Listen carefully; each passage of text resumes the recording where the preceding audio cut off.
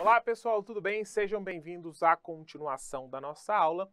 Agora nós vamos entrar, na chamada Nova República, o momento em que de transição para o regime militar. Agora nós temos presidentes civis ocupando o poder, um momento democrático, em que os presidentes são eleitos pelo voto direto, então não é mais o regime militar. Ele começa em 1985 com a ascensão do Sarney, ainda pelo voto indireto, mas ele já conduz, continua aí o processo de redemocratização que foi iniciado pelo Geisel, tá? Então ele termina essa transição para a democracia com a aprovação da Constituição de 88. Então começa com Geisel e termina com a aprovação da Constituição, beleza? Durante o governo Sarney.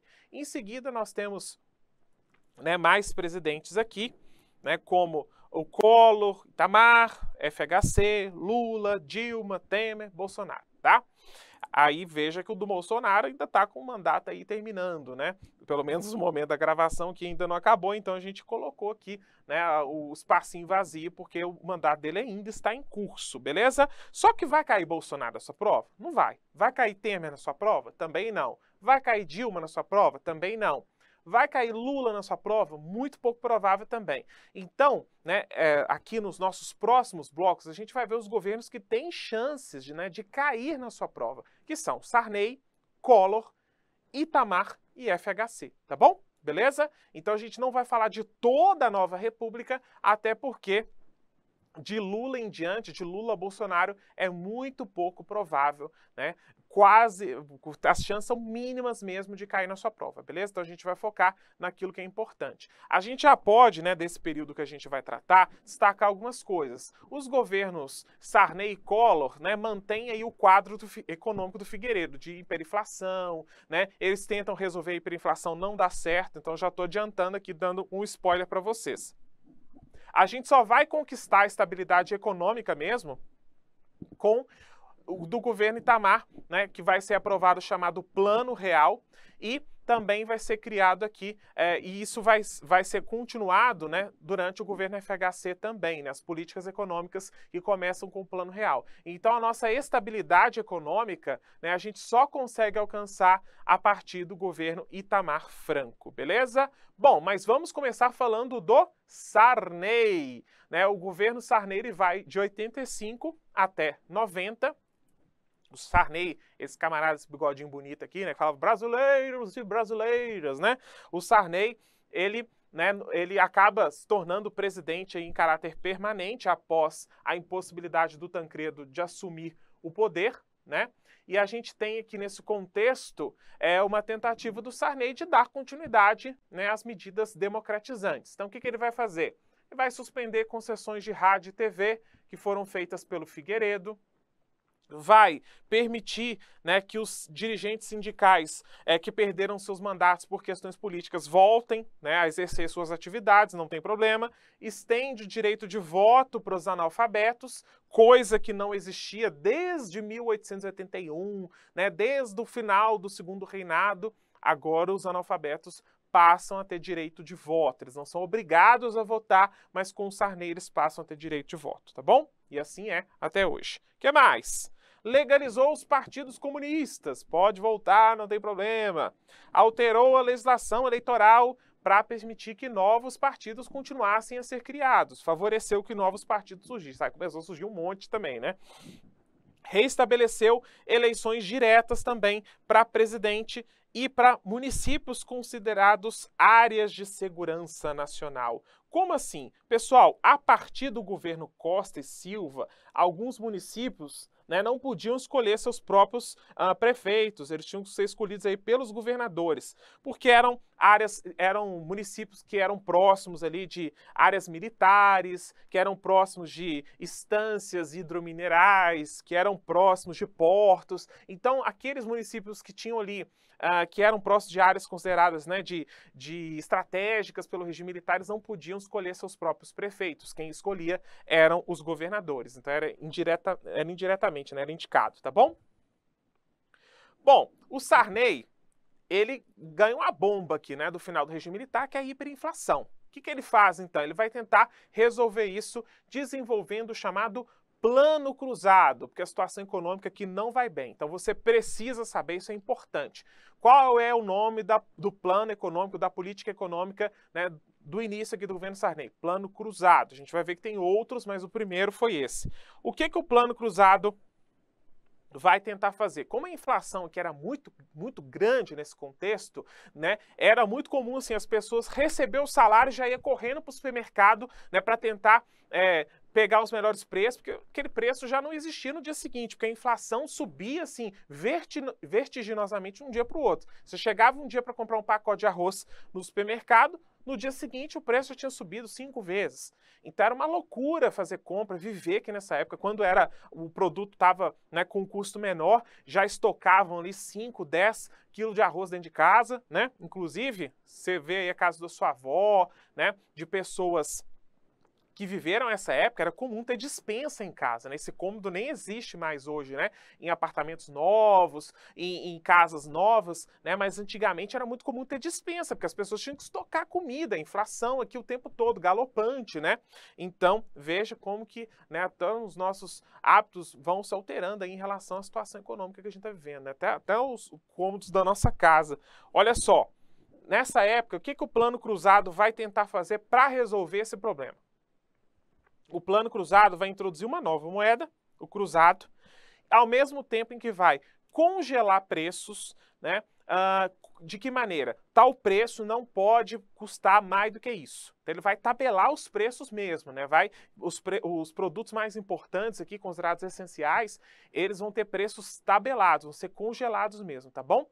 E a ideia aqui, no final das contas, é, inclusive, criar o chamado gatilho salarial, ou seja, toda vez que o salário mínimo, né, ou melhor, toda vez que a inflação subir, ela chegar a 20%, o salário mínimo vai ser reajustado. Então sempre vai acompanhar a inflação aí automaticamente. Por quê? Porque se o salário mínimo não acompanha a inflação, né, o que vai acontecer? Ele se torna incondizente com o custo de vida, certo? Inflação aumentando, o custo de vida está aumentando. Se o salário mínimo não acompanha o aumento da inflação, obviamente, o salário passa a valer cada vez menos. Então, esse gatilho salarial, ele tenta reverter isso, tá? No final das contas. Só que o plano cruzado, no primeiro momento, vai dar certo. O pessoal fala, Sarney, né? Sarney é nosso herói, porque ele vai à televisão dizer, vai convocar uma cruzada cívica mesmo, dizer agora, né, eu preciso que os brasileiros nos ajudem a fazer valer aqui o plano cruzado. Eu preciso que vocês atuem para garantir que os preços que nós, o governo federal que está estabelecendo, realmente sejam cumpridos por todos os supermercados do país. Então, nesse contexto, o consumo aumenta, né? E como o consumo vai aumentando, cai um pouco o desemprego, cai um pouco a inflação, tá?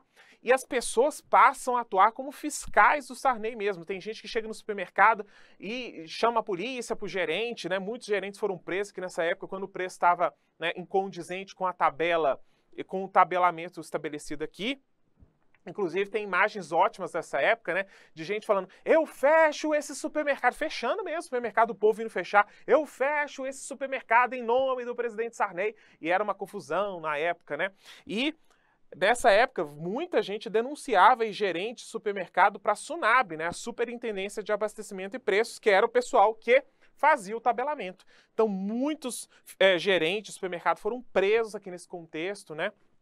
Os supermercados foram fechados, até trouxe aqui essa sigla, né? Essa cifra para a gente entender, né? Só em 30 dias, né, depois da criação do plano, 6 mil lojas foram autuadas pela SUNAB, denunciadas, né? Então, há uma fiscalização mesmo pesada aqui do tabelamento desses preços, né?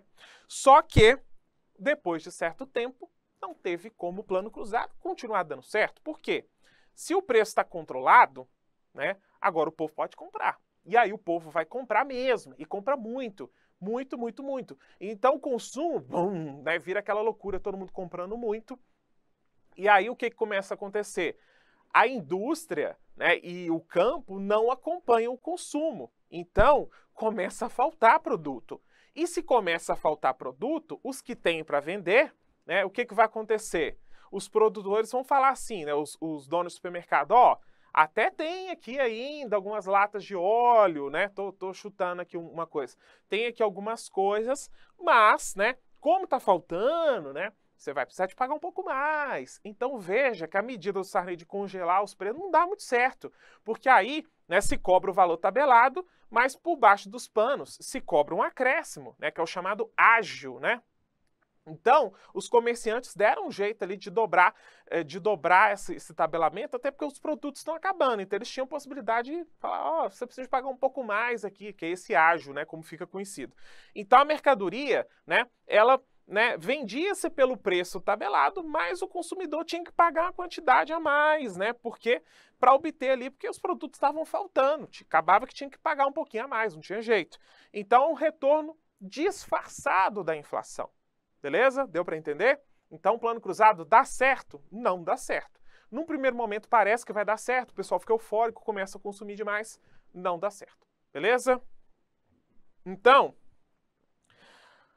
diante desse consumo desenfreado, a produção nacional, né, tenta se voltar para o mercado interno, diminuir as exportações, mas não tem jeito, né? No final das contas, o plano cruzado do Sarney acaba dando errado. E aí, o que acontece? A gente passa a exportar menos. Se a gente está exportando menos, a nossa capacidade de pagar a dívida externa, que é medida por isso, né, diminui também. Então, nesse contexto, o ministro da Fazenda, né, o Dilson Funaro, ele chega a declarar a moratória. O que é isso? É uma suspensão, né, do pagamento dos juros da dívida externa. Ele falou, o Brasil não tem condição de arcar com a nossa dívida externa, porque a gente não está nem exportando mais direito. Tudo que é produzido é para suprir essa demanda louca aí do mercado consumidor, né, do nosso próprio mercado interno. Então, a nossa capacidade de pagar a dívida externa, ela se torna impossível aqui. Então, o ministro chega a declarar a moratória. É interessante a gente saber isso, tá? Para algumas questões que são mais decorebinhas, lembrar aí que o Dilson Funaro, ele chegou a declarar a moratória durante o governo Sarney. Então, suspendeu o pagamento da dívida aqui mesmo, tá certo? Bom, o Sarney, como ele queria lá eleger deputados e senadores que apoiassem ele no governo, ele manteve ali enquanto pôde, né? Passou as eleições, ele conseguiu eleger muita gente, né? Até trouxe aqui o PMDB conseguiu eleger 22 ou 23 governos estaduais, 38 das 49 cadeiras, né? E do Senado e 260 das 487 cadeiras da Câmara dos Deputados. Então agora que ele já conseguiu eleger muita gente do partido, aí o que ele faz? Ele cria outro plano econômico, que é o Plano Cruzado 2, que aí ele vai liberar alguns produtos do congelamento, não precisa mais, né, ter o preço tabelado, e vai elevar os impostos de vários produtos, né, como, por exemplo, automóveis, aumenta a tarifa de energia elétrica, do telefone, do correio, dos impostos sobre cigarro e bebida, e aí é claro, né, que a população já não vai mais apoiar o Sarney. Ninguém vai ficar contente com a elevação, né, desses impostos, né, e também do preço, né, dos produtos no final das contas. A inflação, né, sobe muito aqui nesse contexto, né, esse Plano Cruzado 2 também não dá certo. Só para você ter uma ideia, ela salta, né, de 6,37 em agosto de 86 para 14,4 em maio do ano seguinte. Então aumenta muito aqui a inflação.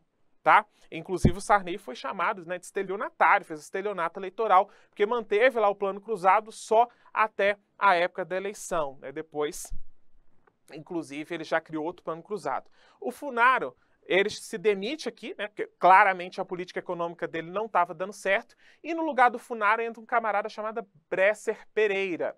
O Bresser Pereira vai criar um outro plano econômico que também não dá certo, tá? Já estou te adiantando aqui, que é o Plano Bresser. O Plano Bresser, pessoal, ele vai tentar, né, reverter a inflação, também congelando o preço aqui dos produtos por 2 meses, aumentando as tarifas, né, e impostos, acabou com o gatilho salarial e só que o negócio não dá certo. A inflação continua subindo aqui, beleza? Então, não adiantou muito esse Luiz Carlos Bresser Pereira ocupar o ministério, também não deu certo. Então foi plano cruzado, primeiro plano cruzado não dá certo, segundo plano cruzado não dá certo, plano Bresser também não dá certo, e aí, depois do Bresser, vem o Maílson de Nóbrega. O Maílson de Nóbrega ele não vai tentar adotar nenhum plano econômico. Ele vai manter ali uma política econômica que ficou conhecida como política do arroz com feijão. Por quê? Porque nesse contexto aqui, ele tentou não fazer nenhum tipo de mudança extraordinária, né, de criar uma política econômica inovadora, porque falou, não, o trem já está tão difícil, então eu vou manter uma política mais prosaica mesmo aqui, o arroz com feijão, nada muito ousado, por isso que fica conhecido assim, beleza?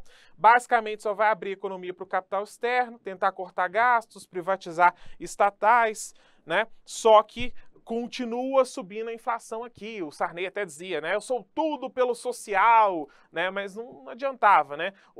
A população que no final das contas estava vivendo os efeitos, né, do salário, do aumento do custo de vida, o salário mínimo não valia nada nesse contexto, né? Então, o Sarney, ele vai caminhando para o fim do mandato dele com uma popularidade péssima, né, com uma das piores popularidades da história do Brasil recente, tá bom? Bom, mas antes de sair do poder, o Sarney, né, o governo Sarney foi marcado por um ponto importante que pode cair na sua prova, que é a Constituição de 88, né, que vai concluir o processo de transição para a democracia. O que essa Constituição de 88 vai estabelecer aqui? Vamos falar de coisa por coisa, né? Ulisses Guimarães aqui, o senhor Democracia, né, senhor Diretas, como ele ficou conhecido, sustentando aqui a Constituição de 88, né, foi uma das principais figuras aí nos debates da Constituinte. O que foi garantido aqui na chamada Constituição Cidadã, como ela ficou conhecida? Ela basicamente tem 250 artigos, 98 artigos das disposições transitórias, né, e é a nossa Constituição da República que tem mais duração até hoje, tá bom? O que é importante aqui para nós saber da Constituição de 88? Ela estabelece uma democracia liberal com separação e independência entre poderes, né, executivo, legislativo, judiciário. O voto obrigatório para pessoas entre 18 e 70 anos, isso aqui é importante saber, tá? Decore isso aí. Facultativo analfabetos e facultativo entre jovens, né, de 16 e 18 anos e para pessoas com mais de 70 anos. Então você precisa saber isso é importante, tá? Tem que saber decoradinho mesmo. Acabou a censura aqui, né, que existiu durante o regime militar. Há também garantia de direito de greve, liberdade sindical, então as greves não são proibidas aqui. Também reserva-se uma série de atividades às empresas nacionais, beleza? Há uma intervenção do Estado na economia aqui nesse contexto também, atribuindo ao Estado uma série de funções, então ele vai, né, vão ser criadas aqui as agências reguladoras, como a ANAC, né, Agência Reguladora da Aviação Civil.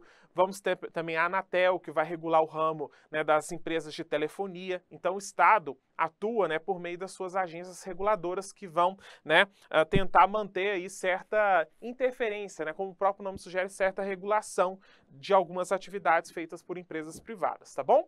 Há também aqui um amplo assistencialismo, garante direitos trabalhistas aqui, né, CLT mantida e tal.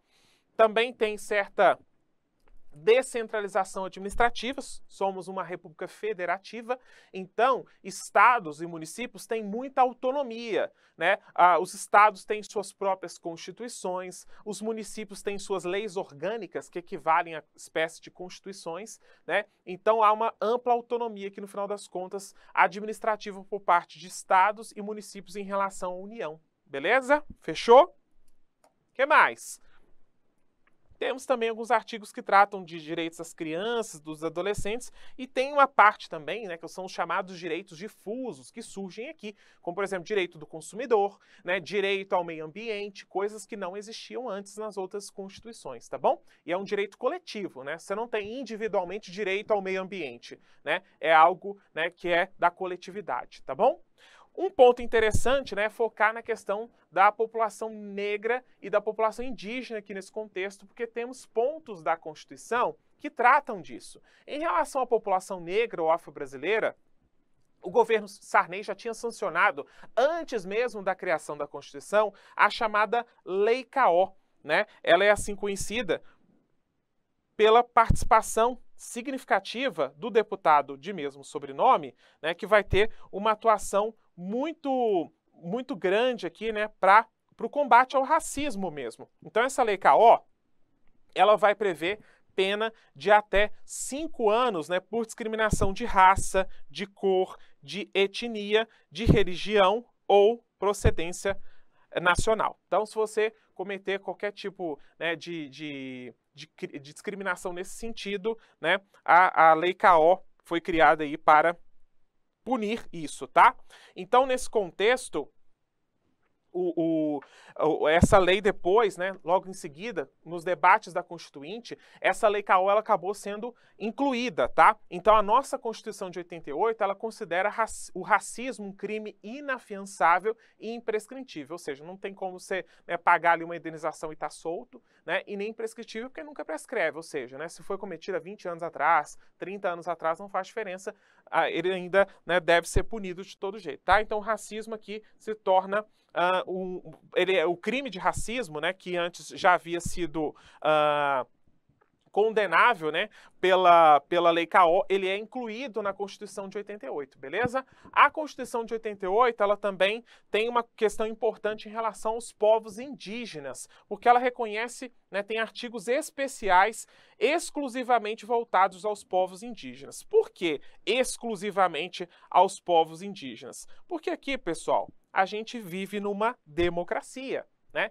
E a democracia, ela trata os iguais, né, igualmente, né, e desigualmente os desiguais. Então, nas democracias a gente sabe que o povo é muito diverso, então não dá para dizer, né, que o jeito como parte da população indígena vive é igual à forma como nós vivemos, por exemplo. Então, né, como eles têm alguns povos, né, têm relações diferentes com a terra, né, tem uma relação sagrada com a terra, é preciso considerar isso, né? A Constituição, ela leva isso em conta. E aí, como que isso aparece na Constituição? Vamos ver aqui no final das contas. Olha só, artigo 231 reconhece aí aos índios, né, organização social, costumes, né, línguas, crenças, tradições e os direitos originários sobre a terra. Como assim? A nossa Constituição reconhece que existem direitos originários, ou seja, que os povos indígenas têm o direito originário à terra, porque eles já existem mesmo antes do Estado brasileiro existir, tá? Então é preciso levar isso em conta, é isso, né, que está sendo dito aqui a Constituição. Então a gente tem que levar esses direitos, né, à terra, porque essas populações, elas já existiam aqui muito antes do Estado brasileiro existir. E aqui também é um ponto importante, né, é que a Constituição de 88 reconhece o que a gente pode chamar de direito à diferença. Até então, desde o SPI, passando pela FUNAI, né, a FUNAI antes de 88, o que se acreditava é que o indígena deveria ser assimilado pela sociedade. Então ele deveria deixar de ser indígena, né? Não precisa reconhecer direito a ele, porque índio é primitivo, né? Ele é relativamente incapaz, então você tem que incluir ele na sociedade. Aqui não. Aqui nesse momento se reconhece que o indígena é diferente, pronto. Não é nem melhor nem pior do que a gente. E eles, por serem populações diferentes, você precisa garantir ali também alguns direitos, né, voltados exclusivamente para a forma como eles vivem, que é completamente distinta.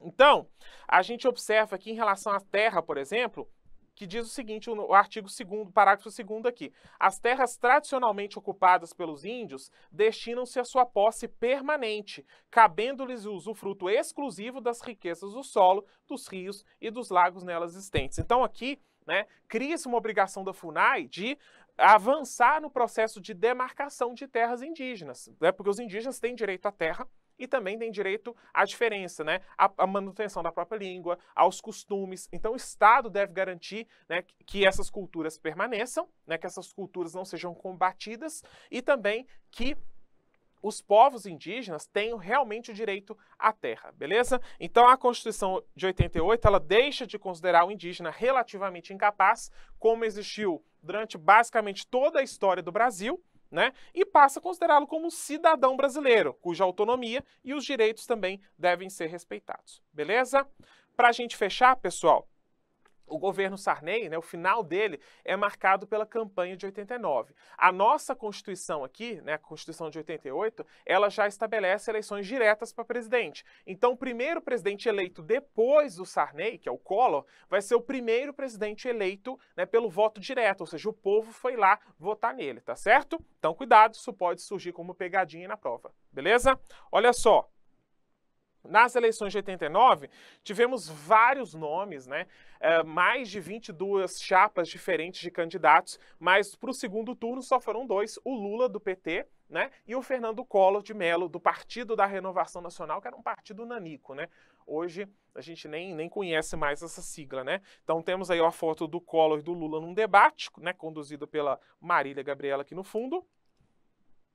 E aí quem ganha é o Collor. Collor surge aqui, né, com uma imagem de caçador de marajás, vou caçar aí os funcionários públicos que têm privilégio, sou o defensor dos descamisados, né? Ele era uma figura assim, né, que era considerado bonitão, né? Todo mundo tem uma tia mais velha que fala, Collor era bonito, não sei o quê, né? Então ele surge como um candidato atlético, né? Ele se deixava fotografar com camisetas com minhas frases de efeito, como o tempo é senhor da razão. Então, ele era considerado bonito, né?